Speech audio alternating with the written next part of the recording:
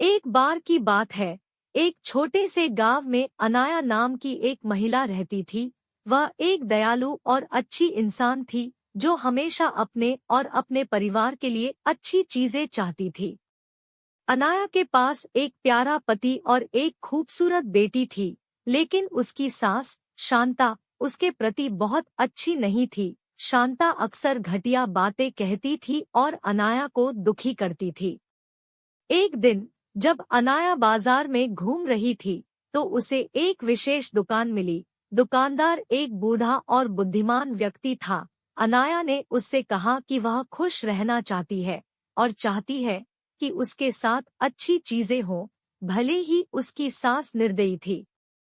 दुकानदार मुस्कुराया और उसे एक अनोखी साड़ी दिखाई। उन्होंने कहा कि यह जादुई साड़ी है और यह उसके जीवन में सौभाग्य और खुशियां लाएगा। अनाया ने जादुई साड़ी खरीदने का फैसला किया और तुरंत उसे पहन लिया। जब अनाया ने जादुई साड़ी पहनना शुरू किया तो चमत्कार हो गया। उसकी सास अनाया के साथ बुरा बर्ताव करने की बजाय उसके साथ प्यार और सम्मान से पेश आने लगी। अनाया बहुत खुश थी क्योंकि उसकी सास उसकी सबसे बड़ी समर्थक और सबसे अच्छी दोस्त बन गई थी। गांव के लोग इस बदलाव को देखकर आश्चर्यचकित रह गए। जादुई साड़ी की वजह से अनाया के परिवार में खुशियां आने लगी। गांव बहुत अच्छी जगह बन गया और अनाया का पति सफल हो गया। उनका घर हमेशा प्यार से भरा रहता था और सभी का आपस में मेलजोल रहता था। अनाया की बेटी एक प्यारे और देखभाल करने वाले घर में बड़ी हुई और वह बहुत खुश थी।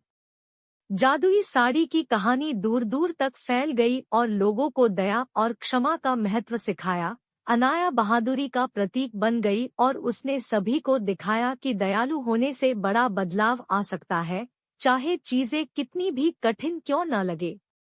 और इस तरह जादुई साड़ी के साथ मिलने वाली अच्छी चीजों का आनंद लेते हुए गांव हमेशा खुशहाल रहने लगा। साड़ी ने न केवल अनाया की जिंदगी बदली, बल्कि एक महत्वपूर्ण सबक भी सिखाया कि प्यार और क्षमा मुश्किल समय में भी खुशी और चमत्कार ला सकती है। एक समय की बात है, एक छोटे से गांव में राम और सीता नाम के कपल रहते थे। उनका एक अर्जुन नाम का बेटा था, जिसकी शादी रिया नाम की लड़की से हुई थी। राम और सीता कड़ी मेहनत करते थे और अपने बुढ़ापे के लिए पैसे बचाते। रिया बहुत लालची लड़की थी और हमेशा अपने लिए और चीजें चाहती थी। जैसे जैसे साल बीतता गया, रिया का लालच और बढ़ता गया। वह अपने पास रखे चीजों से कभी संतुष्ट नहीं रहती थी। वह हमेशा अपने सास-ससुर से महंगे तोहफे मांगा करती थी और उनके बचाए हुए पैसों में से भी कुछ हिस्सा अपने लिए मांगती थी। राम और सीता बहुत ही अच्छे पेरेंट्स थे, इसलिए उसकी सारी जरूरतों को पूरा करते थे ताकि परिवार में शांति बनी रहे। वह अपने पति अर्जुन के ऊपर भी दबाव डालती थी कि वह अपने माँ बाप से पैसे और संपत्ति मांगे। वह बहुत ज्यादा संपत्ति इकट्ठा करना चाहती थी, बिना किसी मेहनत के। एक दिन राम और सीता ने यह फैसला लिया कि वह रिया को सबक सिखाएंगे। वह उसे बुलाते हैं और बोलते हैं कि बेटा, हमें तुमसे कुछ जरूरी बातें करनी है। हमने यह फैसला लिया है कि हम अपनी जायदाद का कुछ हिस्सा अपने बच्चों में बांटेंगे और उसका कुछ हिस्सा तुम्हें भी देना चाहते हैं। रिया खुशी से झूम उठती है क्योंकि वह हमेशा से यही चाहती थी। लेकिन राम और सीता के मन में कुछ और ही चल रहा था। उन्होंने एक पत्थरों से भरा हुआ बैग उसे दे दिया और बोला, बेटी, यह तुम्हारे हिस्से की संपत्ति है। रिया उस बैग को देखकर गुस्सा हो गई। उसने उस पत्थर से भरे हुए बैग को जमीन पर फेंका और जोर से चिल्लाते हुए बोली कि मेरी मजाक उड़ाने की तुम्हारी हिम्मत कैसे हुई? मुझे पैसे चाहिए, ये पत्थर नहीं।